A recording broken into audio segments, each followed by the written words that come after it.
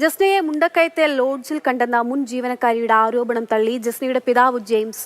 അന്വേഷണം വഴിതെറ്റിക്കാനുള്ള ശ്രമത്തിന്റെ ഭാഗമായാണ് സ്ത്രീയുടെ പ്രതികരണം.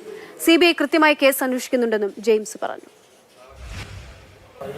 ഒരിക്കലും സാധ്യതയില്ല.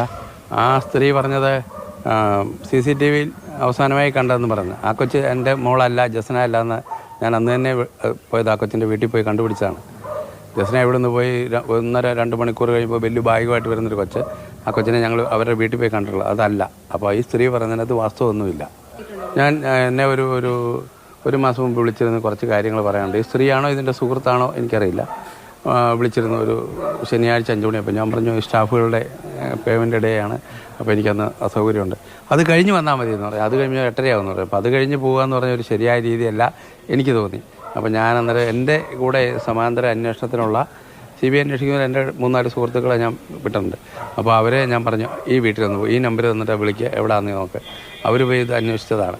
അപ്പോൾ അതിനകത്ത് വാസ്തവമൊന്നുമില്ല. അതാണ് നമ്മളെ വഴികൾ തെറ്റിക്കാൻ ആദ്യകാലം മുതലുള്ള പ്രശ്നം. ഇതാണ് നമ്മളൊരു വഴി അന്വേഷിച്ച് പോകുമ്പോഴത്തേനും വേറെ വഴിയിലേക്ക് ഇവർ കൊണ്ടുവരും.